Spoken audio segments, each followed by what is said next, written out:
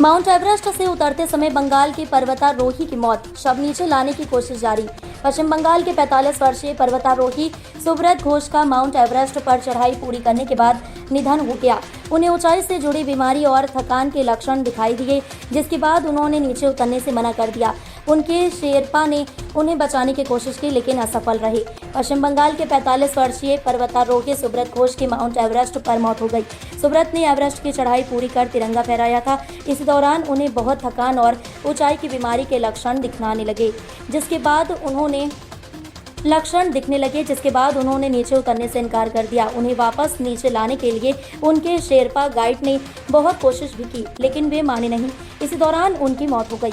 पर्वतारोही सुब्रत घोष की मौत हिलेरी स्टेप के ठीक नीचे हुई। फिलहाल उनके शव को वापस नीचे लाने की कोशिश की जा रही है। इस पूरे सीजन में अब तक 2 लोगों की मौत हो चुकी है। चढ़ाई पूरी करने के बाद हुई मौत। सुब्रत घोष कृष्णनगर पर्वतारोहण संघ स्नोई एवरेस्ट अभियान 2025 का हिस्सा थे और शनिवार दोपहर को शिखर पर पहुंचे थे, लेकिन उतरते समय उसमें थकावट और ऊंचाई से जुड़ी बीमारी के लक्षण दिखने लगे।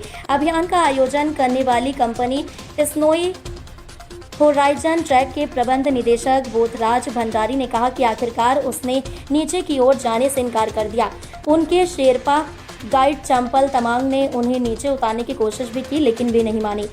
सुब्रत घोष के शव को बरामद करने और उसे वापस बेस कैंप में लाने की कोशिश की जा रही है। फिलहाल मौत का सही कारण सामने नहीं आया है। पूरी जानकारी पोस्टमार्टम जांच के बाद ही आएगी।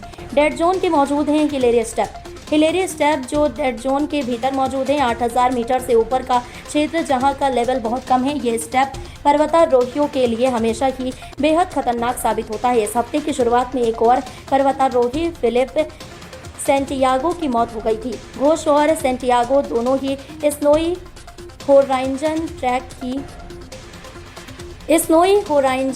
ट्रैक की तरफ से आयोजित अंतर्राष्ट्रीय अभियानों का हिस्सा थे।